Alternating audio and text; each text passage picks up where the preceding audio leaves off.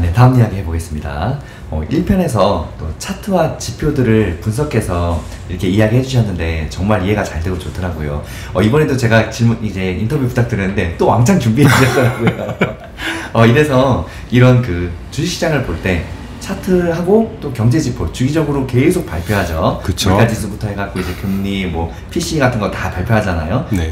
이런 것들을 우리가 잘 활용해야 되는데 투자자들 분들한테 가장 중요한 몇 가지만 좀 꼽아서 주신다면 어떤 경제지표를 주로 주목하세요? 네. 이런 것들 몇 가지 좀 찝어주시겠어요? 제가 생각하는 가장 중요한 경제지표 몇 개를 좀 꼽아드리고 이제 그거를 어떻게 이제 이해를 하셔야 되는지를 간단하게 해서 어렵지 않습니다. 어쨌든 여러분 제가 경제학 전공에 있지만 경제학을 공부하다 보니까요.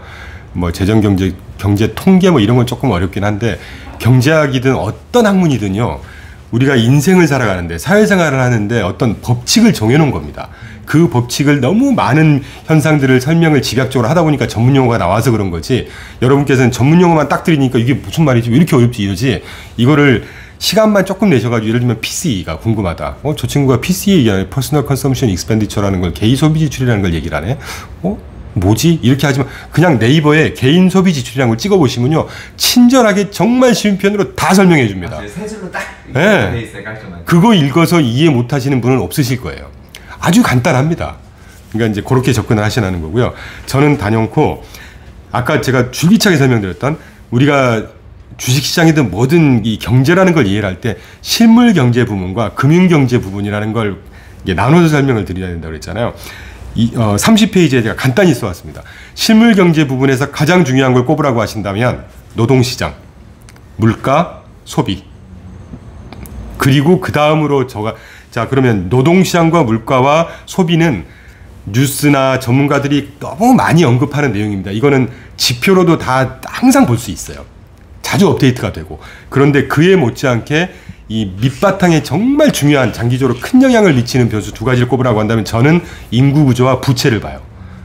저희 하우스는 이거 갖고 계속 언급은 안 드리지만 워낙 이게 이제 그 폭발력이 큰 이슈이기 때문에 인구구조가 어떻게 되는지 어떤 국가별로 계층별로 또는 경제활동 인구별로 또는 뭐 노령이냐 뭐 이런 거 잘 아시잖아요. 인구구조가 어떻게 변하고 있는 양호하게 변하는 국가가 일단 저는 굉장히 좋은 국가라고 보고 있고 또 국가 경제에서 우리나라에서 자주 얘기되죠. 뭐 개인 부채가 몇 천조가 넘었네 이런 얘기 하잖아요. 저희 하우스 같은 경우는 개인 부채도 개인 부채지만 국가 총부채를 봅니다. 근데 재밌는 건 국가 총부채는 절대 어디서 언급을 안 해요. 주로 우리 뉴스에서 보시는 것도 개인 부분의 부채가 1000조가 넘었고 뭐 가계 부분 그러니까 가계 부분이라고 얘기를 하죠. 가계 부분 부채가 얼마고 뭐 기업 부분 부채가 얼마고 정부 부분 부채가 얼마다 따로따로 언급을 하거든요. 이게 왜 그런지는 모르겠는데 정작 중요한 거는 한 국가에서 내고 있는 부채, 빚의 총량을 보는 게 중요하죠. 그 한 국가의 전체 총부채라고 하면 아까 따로따로 언급드렸던 가계 부분 부채, 기업 부분 부채, 정부 부분 부채를 합쳐서 얘기하는 겁니다. 우리나라 정부 부문 부채가 한 50% 정도 될 거예요. 기업 부문, 가계 부문 부채 다 합치면 얼마 정도 되실 것 같으세요? 330%가 넘습니다. 전 세계에서 국가 부채가 제일 많은 나라가 일본. 한 460% 될 거예요. 근데 미국은 얘기가 다릅니다. 미국은 기축통화국이기 때문에 그러니까 이런 게 어려운 거예요. 이렇게 적용하라고 그래놓고 미국도 똑같이 적용하면 되는 거 아니야? 이제 이런 거는 경험이 쌓여야 아시는 거겠죠. 그래서 다시 정리드리면 노동시장, 물가, 소비, 그 다음으로 잘 드러나지 않는 이슈 중에 인구구조, 부채 이 5가지만 제대로 딱 이해하시고 보시고 판단하시면 그렇게 어렵지 않지 않을까 이해하는데 그리고 금융 부분에서는 저는 기업 실적을 금융 부분이라고 봤어요. 왜냐하면 이게 주가를 그대로 나타내는 주가가 여기에 반영하는 거기 때문에 그리고 단연 금리겠죠. 그리고 주식시장뿐만이 아니라 전 세계 어떤 경제든 중요하게 영향을 미치는 것이 유동성입니다. 이걸 조금 더 우아한 표현을 하면 통화량 또는 이 유동성도 얼마나 빨리 회전을 하느냐 늦게 회전을 하느냐는 게 있고 통화승수라는 게 있거든요. 근데 통화승수까지 가면 좀 복잡해지니까 그냥 유동성.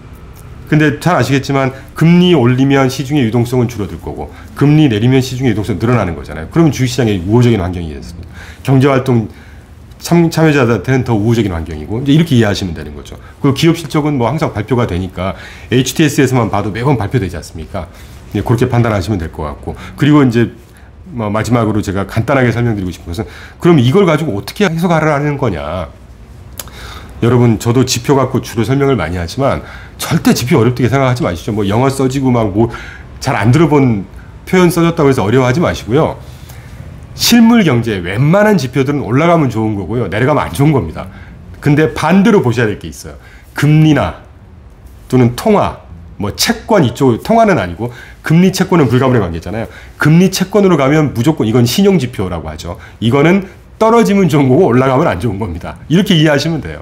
근데 또 하나 아까 제가 추세 아까 질문 주신 것처럼 추세 이 그래프가 올라가고 있는 게 발표되는 게 일정 한 뭐 2, 4분기, 3, 4분기 연속이니까 근 6개월에서 9개월 지속되면 이거는 확실하게 추세를 잡은 거다 이해하시면 되고 추세가 빠지는 추세도 반대로 2, 4분기, 3, 4분기 연속 빠지면 이건 진짜 안 좋은 거 이렇게 이해하시면 되죠. 어렵나요? 안 어렵죠. 네. 그러니까 문제는 아까 제가 계속 레토릭을 피해라 어떤 극단의 해석을 피해라라고 하는 게 이걸 잘 모르시니까 익숙하지 않으시니까 이제 저희 같은 또는 다른 전문가 훌륭하신 분들의 설명을 듣고 이제 대입을 하는 건데 그분들의 제 입은 저의 설명조차도 정답은 아니에요.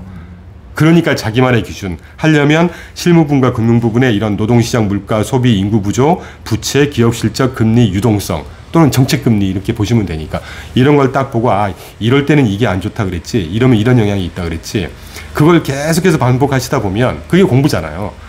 근데 그렇게 우리 고등학교 때 막 머리 싸매고 할 만큼의 공부도 안 해도 됩니다. 그냥 유튜브 몇 개 보시거나 틈나시는 대로 계속 보다 보면 아 이래서 이 사람들이 이런 얘기를 하는 거구나 이러니까 시장이 이렇게 바뀌는구나 이게 되실 거란 말이죠. 그렇게 접근하시면 되지 않을까요?